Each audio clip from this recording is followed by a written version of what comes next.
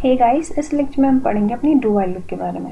हमारी जो do while loop होती है वो सिमिलर होती है हमारी वाइल लूप की तरह, बट इसमें जो कंडीशन होती है वो हमारी एंड में चेक होती है लूप की। जब हमारी लूप खत्म हो जाती है उसके बाद हमारी यहाँ पे कंडीशन चेक होती है, और इसमें जो हमारा कोड होता है वो एक बार तो एग्जीक्यूट होता ही है। ठीक है, जैसे आप देखिए रहे डू में यहाँ पे कोई कंडीशन तो है नहीं स्टार्टिंग में, तो सीधे हम एंटर कर सकते हैं और कोड को एक बार एग्जीक्यूट कर ही सकते हैं। फिर उसके बाद हमारी वाइल में जो यहाँ पे कंडीशन है वो इस तरीके से हम चेक कर सकते हैं आगे के लिए।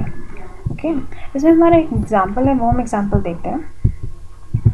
इसमें मेरे पास एक वेरिएबल है ए नाम का, जो इंटीजर टाइप का, जिसके अंदर वैल्यू क्या है 10 है। तो मैंने डू वाइल का लूप का आपको सिंटेक्स पता ही है। डू लिखते हैं हम, ब्रेसेस के अंदर जो भी कोड लिखना है वो लिखते हैं, देन वाइल यहाँ पे कंडीशन आती है विद सेमीकोलन। ओके, तो सबसे पहले ए की वैल्यू 10 थी तो मैं यहाँ पे एंटर की। यहाँ पे तो कोई कंडीशन है नहीं चेक करने का, तो सीधे मैं एंटर हो गई हूँ। ठीक है, तो मैंने प्रिंट किया, ए की वैल्यू को प्रिंट करवा देते हैं। यहाँ पे क्या प्रिंट हो जाएगी, ए की वैल्यू 10 प्रिंट हो चुकी होगी ए की वैल्यू। ठीक है, 10 प्रिंट हो चुकी होगी। फिर उसके बाद मैं आई, मैंने ए को इंक्रीमेंट किया 1 से, तो 10 + 1 कितना हो जाएगा, 11 हो जाएगा। ठीक है, फिर मैं बाहर आ गई। फिर मैं वाइल में देखा कि क्या कंडीशन चेक करी, ए क्या लेस देन 20 है। येस, 11, क्योंकि मेरा क्या है लेस देन है 20 से। तो मैं वापस जाऊंगी और मैं अपनी ए की वैल्यू प्रिंट करवा दूंगी। अब मेरी ए की वैल्यू क्या हो जाएगी, प्रिंट हो जाएगी 11। ठीक है, फिर मैं वापस नेक्स्ट स्टेटमेंट पे आऊँगी। ए को मुझे क्या करना है, इंक्रीमेंट करना है 1 से, तो 11 + 1 12 हो जाएगा। फिर मैं वापस बाहर आऊँगी इसके, फिर मेरे वाइल में वापस कंडीशन चेक होगी, क्या अभी भी मेरे ए की वैल्यू लेस देन है 20। Yes, 12 is less than 20। तो मैं वापस यहाँ पे जाऊँगी और ए की वैल्यू करवा दूँगी, प्रिंट करवा दूँगी। ठीक है, ये लूप मेरी तब तक चलती रहेगी जब तक मेरी जो ए की वैल्यू है लेस देन रहेगी 20 से। जैसे ही 20 से बड़ी हो जाएगी ए की वैल्यू, ये पूरी लूप टर्मिनेट हो जाएगी। ठीक है, तो इस प्रोग्राम को एक बार हम रन करा के देख लेते हैं। Build and run.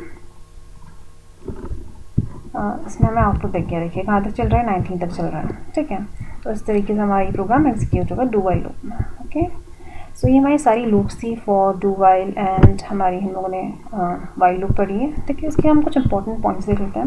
हम लोग अपनी फॉर लूप तब यूज़ करते हैं जब हमें जो नंबर ऑफ आइट्रेशंस है, मतलब कितने बार हमें लूप चलानी है, वो हमें पहले से ही पता होता है। उस टाइम पे हम अपनी फॉर लूप को प्रेफर करते हैं। ठीक है, नेक्स्ट है हमारी वाइल लूप के बारे में। वाइल लूप को हम तब यूज़ करते हैं जहाँ पे हमें एग्जैक्ट पता नहीं होती कितने बार हमें अपनी लूप चलानी है, लेकिन हमें लूप की टर्मिनेशन कंडीशन किस लूप में किस टाइम पे जो लूप है वो हमारी टर्मिनेट होगी, वो हमें टर्मिनेशन कंडीशन पता होती है। ठीक है, और डू वाइल लूप को हम तब यूज़ करते हैं जब हमें अपने कोड को एटलीस्ट एक बार तो चलाना ही होता है, जैसे हमारे मैनी डिफरेंट प्रोग्राम्स में। ठीक है, तो ये सब था हमारे लूप्स के बारे में। Okay, so thank you guys.